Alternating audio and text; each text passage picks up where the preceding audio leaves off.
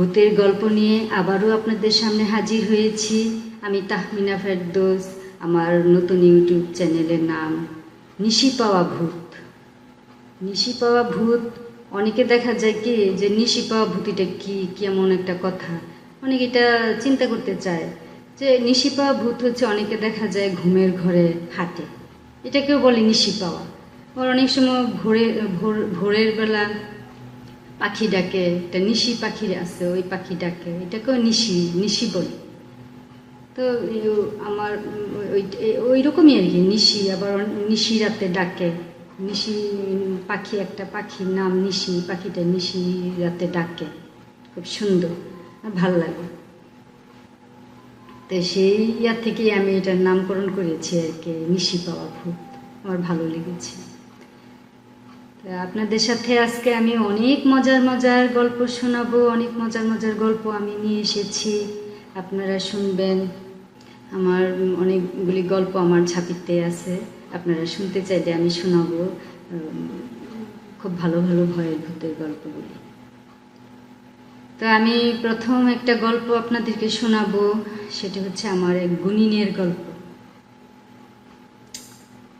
তা আমরা যখন ছোট ছিলাম না, আমাদের এই পাড়ার মধ্যে একটা গুনিন আসতো, আর আসতো একটা নাপিত। এগুলো খুব পরিচিত ছিল আমাদের। ওর নাপিত যখন আসতো না, ও আসলে সবার বাড়ি থেকে আসতো, ছোট বড় সবাই এসে ওনার কাছে চুল কাটতো। তা আমি আবার আমার দাদাকে বলতাম, দাদা আমাকে এইভাবে চুল কেটে দাও, এইভাবে। আমি নাপিতকে বলতাম, আর নাপিতকে আমার দাদা বলতো, না না ওর কথা শুনবেন না, এইভাবে আপনি কেটে দেন, এইভাবে কেটে দেন। আমি না দাদার উপরে মাঝে মাঝে একটু বিরক্তি হতাম, যে আমি এইভাবে একটু আমার পছন্দ মতো আমি একটু চুল কাটতে চাই, আর দাদা এরকম করে। মাঝে মাঝে বাড়িতে আসলে দাদার সাথে আবার একটু আমার খুনসুটি হতো। আচ্ছা, যাই হোক। আর গুনিন আসতো বছরের শেষের দিকে, ওই টাইমে তো এই যে আমাদের ছাগল টাগল, পাড়ার সবারই কিছু না কিছু ছাগল আছে, সবার বাড়িতে ওগুলি আসতো, গুনিনি মানে খাসি করতে আসতো আর কি। তো গুনিনটাকেও আমি চিনি, সবাই আমরা চিনি। আসতো, আমাদের সাথে কথা বলতো, আমরাও কথা বলতাম। তো একদিন গুনিন আসছে। তো গুনিন আসার পরে সবার বাড়ি থেকে ছোট ছোট ছাগলের বাচ্চা এগুলি নিয়ে গুনিনের কাছে হাজির হয়। গুনিন একটার পর একটা খাসি করতেছে, খুব করতেছে। আবার গুনিনে আবার একটা কাঁধে একটা কালো একটা ঝোলা নিয়ে আসতো। এই ঝোলার মধ্যে থাকতো খুঁট, থাকতো কাঁচি, থাকতো এগুলি থাকতো, আরও অনেক কিছু থাকে, এগুলি তো আর আমি জানি না, আমি তো আর এতগুলি এইগুলি আর এত খেয়াল টেল করি না। এইগুলি থাকতো, এই কাঁচি টাচি বাইর করিয়া যখন উনি কাজ টাজ করতো ভয় লাগতো। তো এইরকম আর কি। তা আসলে আমার দাদা গল্প টল্প করতো ওনার সাথে, মাঝে মাঝে আবার আমাদের বাড়িতে যাই থাকতো, ওনাকে এবার নাস্তা টাস্তা দিত। নাস্তা মানে কি এরকম হালকা খাবার টাবার, যেমন এই পিঠা তৈরি করলে পিঠা দিত, সেমাই থাকলে সেমাই দিত, কলা, তারপরে মুড়ি টুড়ি এগুলি দিত মাঝে মাঝে, সবসময় যে দিত তা না।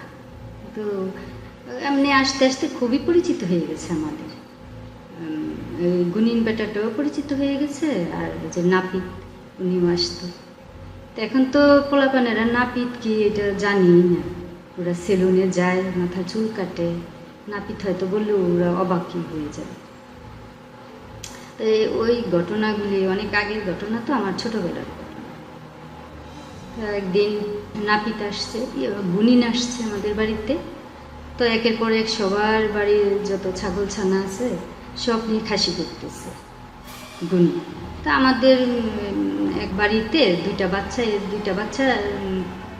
বাচ্চা হইলে নাকি 7 দিনের দিন ওগুলি নাকি লুকায়ে থাকে, ওই ছাগলের বাচ্চাগুলি।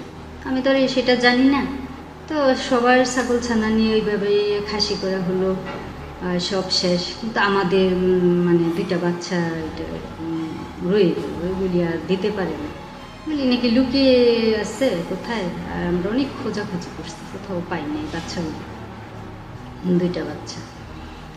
তারপরে গুনিন অনেকক্ষণ বসে থাকলো, তারপর গুনিন চলে গেছে, আমরা সবাই দেখেছি চলে গেছে। মনটা খুব খারাপ। তো আমার দাদা বললো কি যে আপনি কিছুদিন পরে আবার আসবেন, তারপরে ওই 2টাকে খাসি করবে। তো গুনিন বলল ঠিক আছে আমি আবার আসবো। তো এই বলে গুনিন চলে গেল। গুনিন চলে গেছে। তো আমি আমার দাদুকে বললাম, দাদু ছাগল দুটো যে হারিয়ে গেল, তো এইগুলি কি খুঁজতে হবে না? হ্যাঁ খোঁজো তুমি। তারপর না আমি খুঁজতেছি কোথায়, এটা তখন সন্ধে হয়ে গেছে, মানে দিনের আলোটাও শেষ, একটু অন্ধকার নেমে আসছে। তারপর আমি খুঁজতেছি কোথায় এটা লুকিয়ে থাকতে পারে, কোথায় লুকালো। আমি তো মানে ইয়ে করতেছি, সবাই খুঁজছে কিন্তু সবাই পরে আর মানে পায় না, ভাবছে আসবে কোথাও, হয়তো চলে গেছে আবার আসবে। তা আমি খুঁজতেই আছি। তো সন্ধ্যা হয়ে গেছে, সন্ধ্যার পরে তো একটু সব মানে আলো আধারি হয়ে গেছে, একটু আবছা আবছা দেখা যায় এরকম আর কি। আমি খুঁজতেছি, খোঁজার এক পর্যায়ে আমার এক চাচার দের বাড়িতে, আমাদের পাশাপাশি ঘর, তো পাশাপাশি ঘর, ওনাদের একটা লাকড়ির ঘর আমাদের রান্নাঘরের পাশে। তো সেই লাকড়ি ঘরের মধ্যে আমি যে খুঁজতেছি, আমি দেখি তো এদিকে আসলো কিনা। আমি একাই খুঁজতেছি, সবাই খুঁজতেছে কিন্তু পাইতেছে না, তো আমি একাই খুঁজতেছি। তারপরে খুঁজতেছি, তখন আমি ভাবতেছি কি, দেখি তো এই লাকড়ির ঘরে লুকায় আছে। আমি তখন লাকড়ির ঘরে মানে লাকড়ির ঘর তো এমনি খোলামেলা থাকে, তা আমি একটু ঢুকছি, লাকড়ির ঘরে ঢুকছি। ঢুকে দেখি কি, ওই গুনিনটা দাঁড়িয়েছে এই লাকড়ির ঘরে। ও বাবা, আমার গায়ে কাটা দিয়ে দিছে। আমি তো ভয়ে, আমি কি এখানে গুনিন তো চলে গেল। গুনিন আমাকে দেখে আমাকে বলে কি, তুমি খুঁজতেছ, ওই তো এইখানে। আমি তো আরো ভয়ে, আমার শরীর কাঁপতেছে সমানে, আমার তো গলা শুকিয়ে গেছে, আমি তো কোনো কথাই বলতে পারতেছি না। আমি শুধু তাকাই আছি গুনিনের দিকে। আমি মনে মনে বলতেছি, গুনিনকে তো বিদায় দিলাম, গুনিন চলে গেল, তো এইখানে কেন গুনিন? গুনিন ওই যে কাঁধে একটা ঝোলা নিয়ে আসতো, কালো একটা ঝোলা ছিল গুনিনের, ওই রকমই। আমাকে বললো যে তুমি খুঁজতেছো, এই তো এইখানে। তারপরে তো আমি এমন জোরে আমার দাদুকে ডাক দিছি, আমার আম্মাকে ডাক দিছি, আম্মা আম্মা গুনিন এইখানে, আম্মা আম্মা গুনিন এইখানে। দুইটা ডাক দেওয়ার পরে আমি আর কিচ্ছু বলতে পারি না। তখন আমার আম্মা আমার দাদু তো বুঝেই ফেলছে যে ও তো নিশ্চয়ই ভয় পেয়েছে, কিছু একটা দেখছে। দেখার পরে তারা চলে আসছে আমার কাছে। আসার পরে বললো, কি হয়েছে তুমি এরকম ভয় পাচ্ছ কেন, কিসের ভয়, আমরা আছি না। আমাকে আম্মা এখানে তো গুনিন ছিল। ওই গুনিন, কিসের গুনিন? আমাকে গুনিন ছিল তো, মানে আমি কাপা কাপা গলায় বলতেছি আর কি। আমি তো ভয় পাচ্ছি, ভয় পেয়েছি অনেক, আমি কথা বলতে পারতেছি না, কাপা কাপা গলায়। তখন আমার আম্মা বললো কি, আসলে ভীষণ ভয় পেয়েছে তো, থাকার কিছু জিজ্ঞেস করতে হবে না। সে যাই হোক, যেটা হয়ে গেছে সেটা কিছু করা যাবে না। তুমি কি বলতে চাইছো, তুমি এখানে আসছো কেন, তুমি একা একা এখানে আসছো কেন? তারপর আমি অনেকক্ষণ পরে আম্মা আমাকে ধরে এদিকে নিয়ে আসছি বাড়ির ভিতরে। আমি বলতেছি কি, আম্মা গুনিনটা না, আমি ওই দিকে যখন আমি ঘরের দিকে ঘরে ঢুকছি, লাকড়ির ওই ঘরে, তখন গুনিনটা আমাকে বললো, তুমি খুঁজতেছো, এই তো এইখানে, এই যে ওই যে ওইখানে যাবে আমার চাচিদের এনে ভাঙা এই যে মাটির হাঁড়ি পাতিল এগুলি কিছু আছে, তেজসপত্র, ওইগুলির মধ্যে লুকায় আছে এই ছাগল ছানা দুটো। তো এটা তো আসলে আমরা খুঁজতেছি, কিন্তু ওইখানে আর খোঁজা হয় না, এমনিতে দেখা যায়, কিন্তু এইখানে যে ওই ছাগল ছানার গায়ের কালারটা তো কালো, ওই পাতিলের নিচের অংশটা এরকম কালো ছিল, তাই মানে বোঝা যাচ্ছে না। পরে আমি আম্মাকে বললাম কাপা কাপা গলা, যে আম্মা উনি বলছে এইখানে নাকি লুকায় আসছে। আমার দাদু, আমিও সাথে সাথে তাদের সাথে সাথে গেছি। যাওয়ার পরে দেখি দুইটা বাচ্চা সত্যি সত্যি এখানে ঘুমায় আছে। তো এটা যে মানে আমার মানে খারাপ, একদিক দিয়ে আমি ভীষণ ভয়ও পেয়েছি, আবার উনি আমার একটু উপকারও করে গেল আর কি। তারপরে এই ছাগল ছানা দুটো নিয়ে আসছি।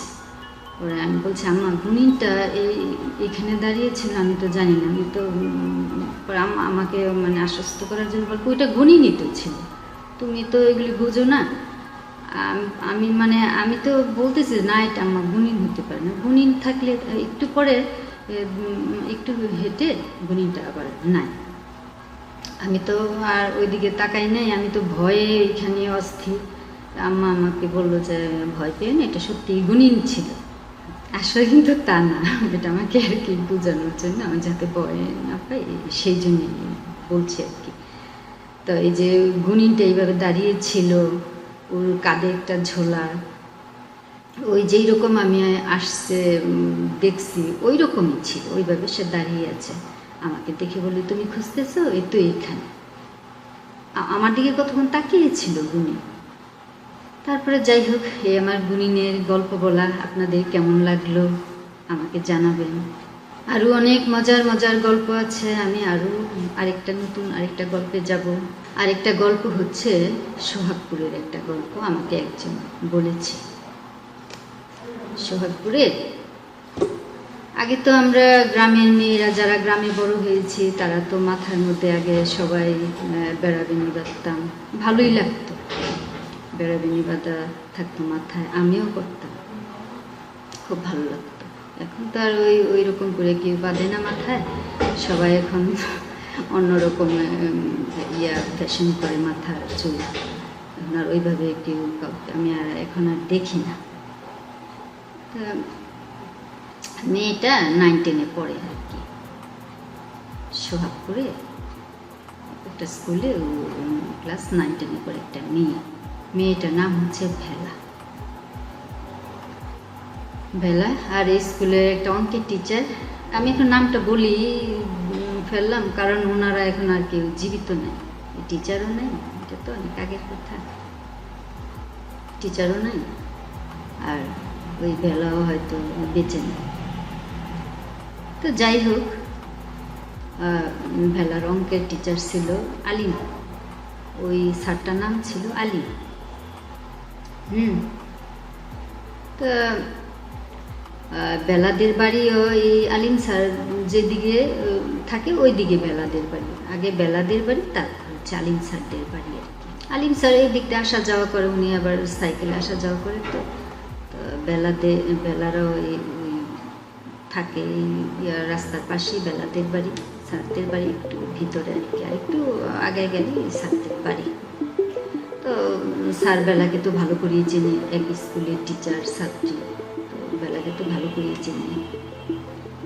তা একদিন করছে কি, আলিম স্যার বাজারে গেছে আর কি, সাইকেল নিয়ে বাজারে গেছে। তো শীতের রাত বাজারে গেছে, ওইখানে যাইয়া কিছু চাটা খাইছে বন্ধু বান্ধবদের সাথে, গল্প টল্প করতে করতে। ওনার এই যে শীতের রাত, তো মনে করেন যে সন্ধ্যা 7টা বাজলে মনে হয় যে গভীর অন্ধকার। 7টা 8টা মানেই অনেক রাত গ্রামে। আর ওই সময় তো আর ইলেকট্রিসিটি ছিল না, পূর্ণিমা চাঁদের আলো থাকলে তো সারা বর্ষা থাকতো, আর যদি এমনি পূর্ণিমা চাঁদের আলো না থাকতো, অমাবস্যা থাকতো, তার তো অন্ধকারই। তো সেদিন ছিল অমাবস্যা রাত।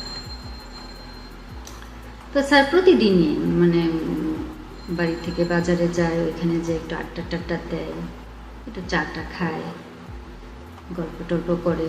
তো মাঝে মাঝে দেখা যায় যে বাড়ি ফিরে 10টা 11টা এইরকম ফিরে। তো ওই দিন স্যার বলতেছে মনে মনে আর কি ভাবতেছে, না আজকে দেরি করবো না, শীতের মধ্যে চলে যাই।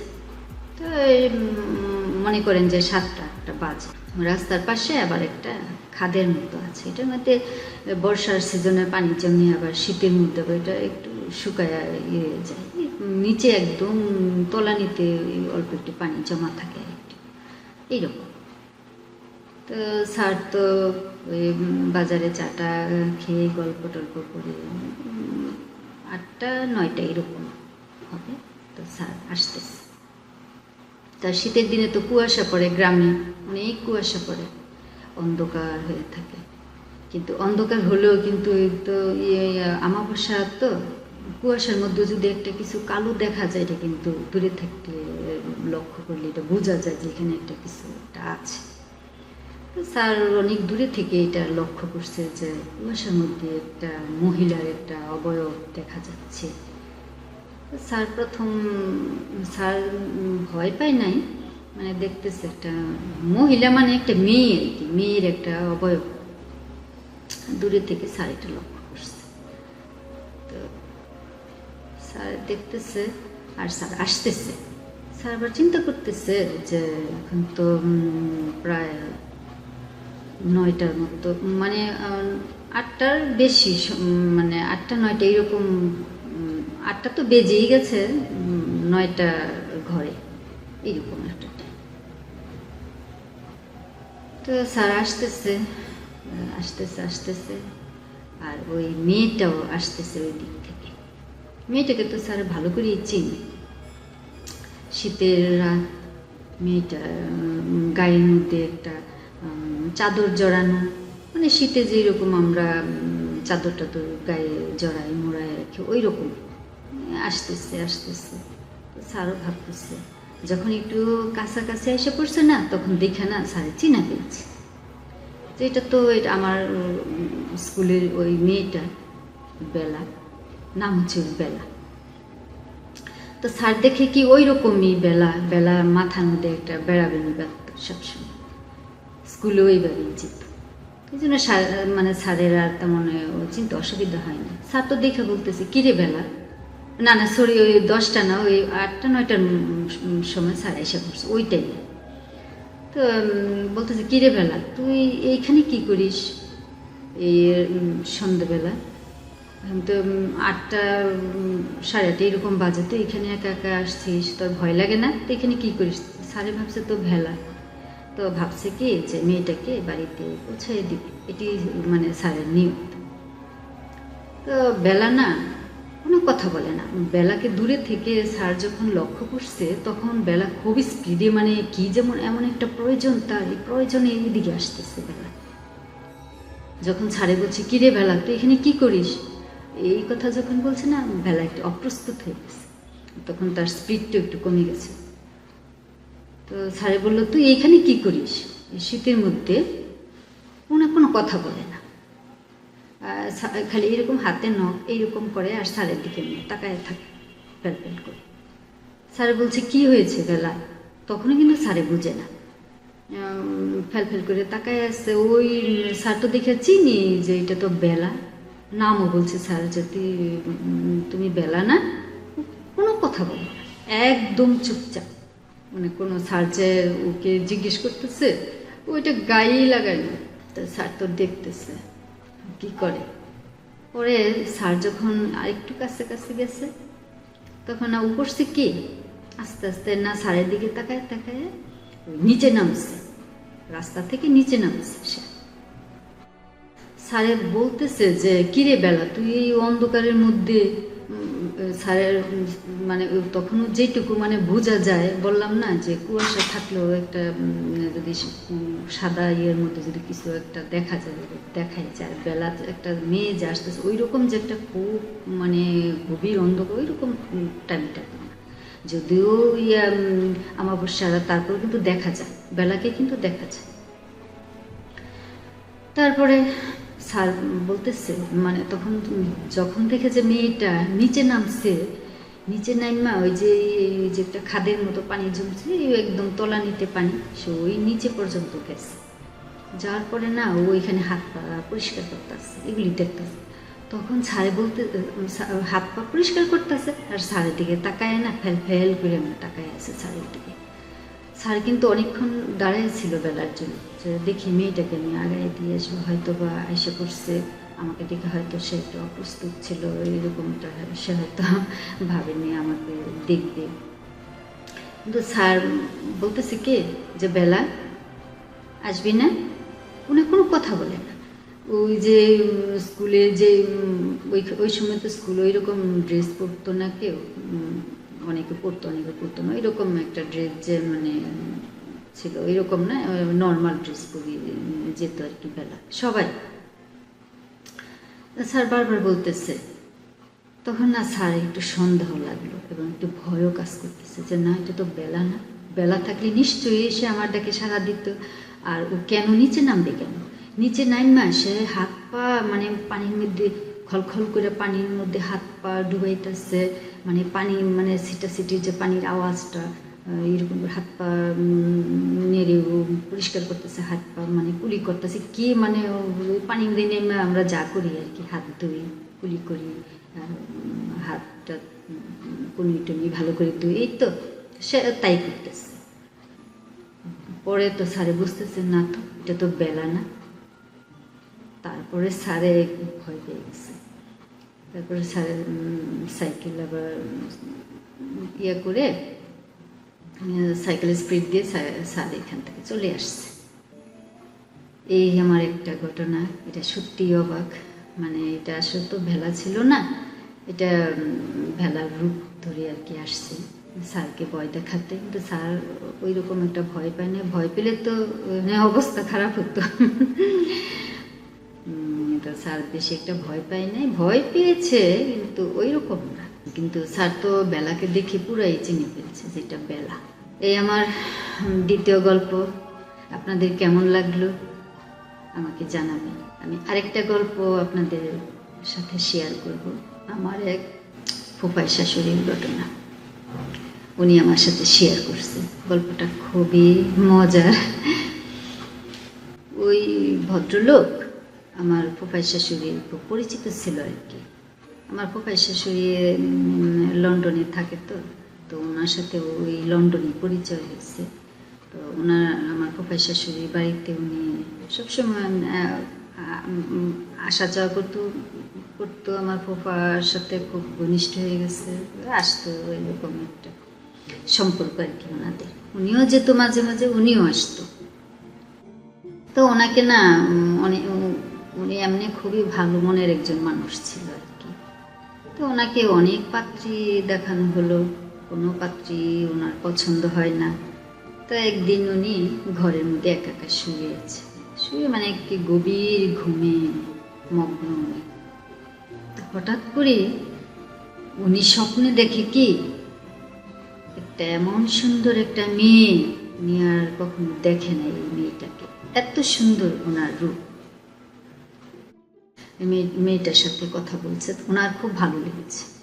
কথা বলার পর তাদের মধ্যে এমন একটা ভাব হয়েছে, মানে মেয়েটা ওনাকে বিয়ে করবে, উনিও মেয়েটাকে বিয়ে করবে স্বপ্নের মধ্যে। এটা এমন একটা স্বপ্ন দেখছে। দেখার পরে দুইজনকে ভালো লাগছে।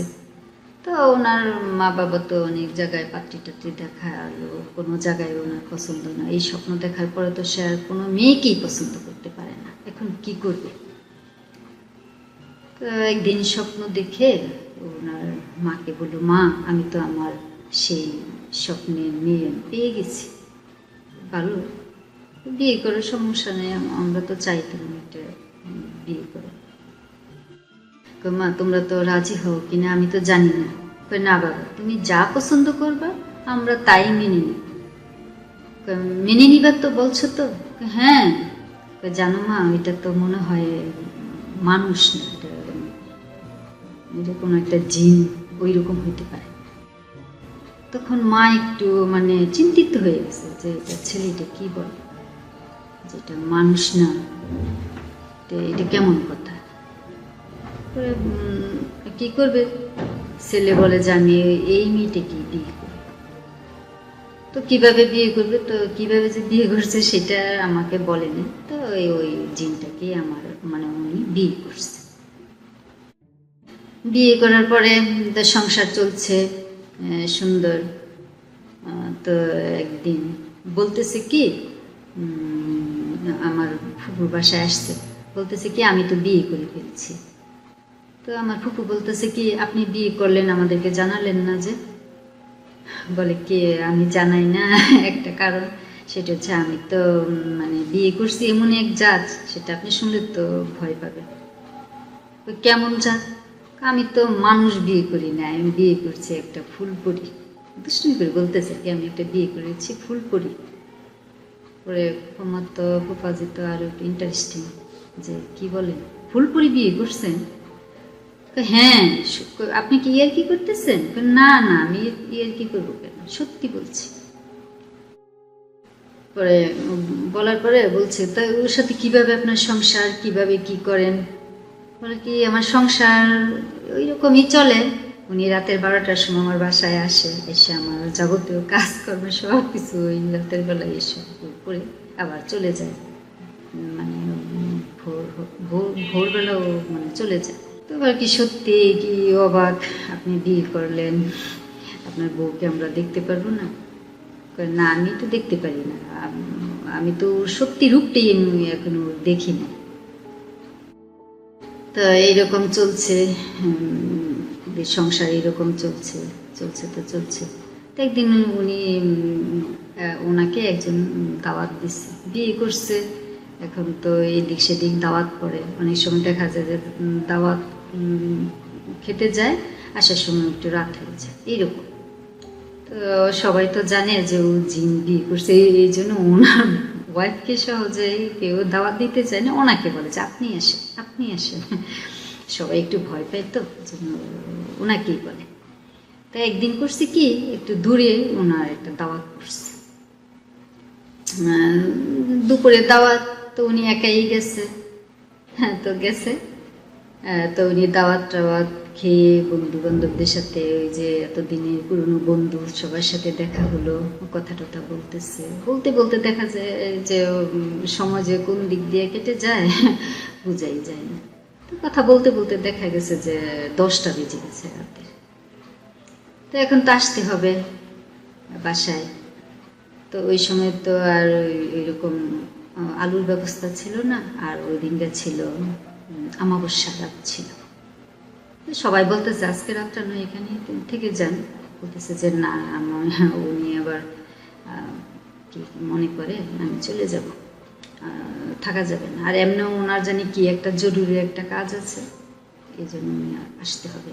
উনি তো খাওয়া দাওয়া করে দেখে যে 10টা বেজে গেছে, এখন বাড়িতে আসতেও তো তার অনেক টাইম লাগবে, এখন কিভাবে আসবো চিন্তা করতেছে, যে এতটা রাস্তা একা একা আসবো, একটু ভয়ও লাগছে একা একা আসবো, এত রাতে গল্প করতে করতে এতটা সময় হয়ে গেল, 10টা বাজে, বাসায় ফিরতে ফিরতে হয়তো 12টা এরকম বেজে যাবে, আর অন্ধকার রাত, হাতে একটা টর্চও নাই যে একটা টর্চ নিয়ে আসবে ওনার হাতে, কিছু উনি এইরকম যে হবে এইরকম প্ল্যান করে যায় না আর কি।